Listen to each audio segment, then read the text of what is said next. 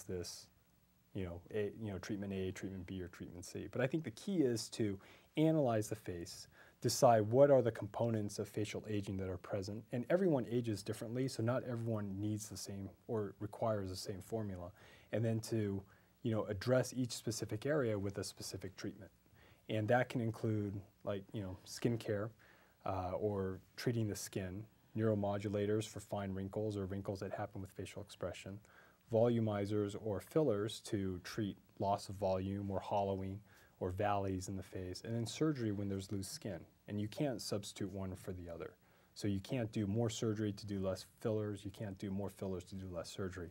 And surgery is kind of a whole nother show or a whole nother discussion, but I think that's an important component of facial rejuvenation that shouldn't be overlooked.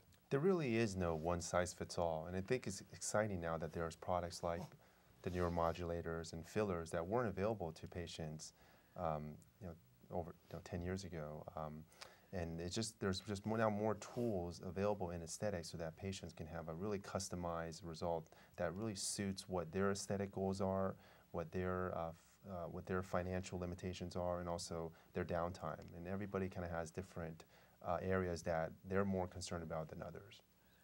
Now, do you think more commonly the most common procedure in America for like this minimally invasive facial rejuvenation are Botox, or like for around the eyes? Is that the most common, or is it fillers for the laugh lines, or what? I think if you consider injectables in the procedure realm, then the most common procedure would be Botox or some sort of neuromodulator. If you look at the most common surgery of the face, then that would be an upper eyelid surgery or a blepharoplasty. Mm-hmm. So everyone's concerned with the upper third of the face, around That's a the common. eyes. That's a common. Probably complaint. because the recovery time is less than having a facelift. Yeah, I think there's smaller procedures and bigger procedures, and sometimes people want to limit their downtime, and so they choose kind of more limited treatments, which still makes them look refreshed or look younger or look better. And is it possible to be allergic to an injection like Botox? Yeah, allergy is always a concern, but it's pretty rare for patients to have an allergy. But somebody who tells you that they've had an allergic or a bad reaction before, certainly you would have to investigate that, and that may actually be a contraindication, or meaning they shouldn't have that procedure again in the future. Do you pre-test them? Do you send them to an allergist, or how do you decide? Most of the treatments now don't require pre-testing. The one that would is kind of collagen, which is not really widely used anymore, but sometimes if patients wanted a collagen injection, they would get pre-tested for an allergic reaction. And that's because the collagen, a lot of those were not human collagen, but it was rather, bovine or kind of synthetic collagen from another species. Okay. Now, what is for most plastic surgeons, what is the most common age group to seek this type of treatment? Is it all, or is it from 40 on, or what? I'd say the most common, you start seeing people in their 30s, and the biggest age group is probably between 30 to 50. Probably, is California a younger age group demographic, or than the whole country, or it's all about the same? That's hard to say. I mean, we've had the good fortune of training in multiple places in the country, and I think it definitely varies from place to place, but I'd say probably across the board, the 30s to the 50s are probably the dominant age group. And this has really changed, because 20 years ago there wasn't so much in minimally invasive techniques, so now it's popular and it's seen on television and seen on the media, so that more people are seeking this type of technique? Yeah, I think it's a lot more widely accepted as well, and so between media, the television shows, the magazines, I mean, it's very out there in culture, in kind of pop culture now, so it's pretty widely accepted. And if you ask anyone, oh, have you heard of Botox, everyone said yes, or everyone would say yes.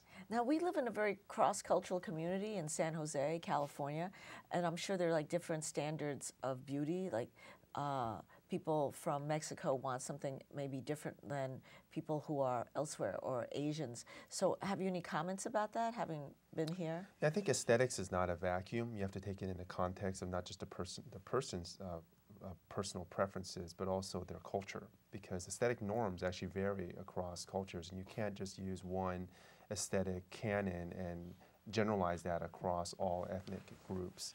And especially now, as we live in a multicultural society, that we have to be respectful for their aesthetic culture and try to enhance their looks, but while preserving their ethnic identity. Do people come to your office bringing photos of what they used to look like and what they are now, and they discuss this, or what do you ask them to bring for their first appointment? Sometimes patients do bring photographs, and photographs are always encouraged because it helps show what kind of the process of aging that's occurred in the patient. And it's a lot easier for the patient to say, you know, this is what I want, and they can show you a picture. But photographs can be very helpful because sometimes the patients, can have an appearance that look aged, but if you look at their prior photos, that's actually how they've been. And that can sometimes alter your treatment plans. So the goal, I think the goal with aesthetic rejuvenation is to restore them to their youthful state, not to change them to look like somebody else. Now, there are also enhanced, computer-enhanced programs where you take the person right now and you can change it. People have that in offices.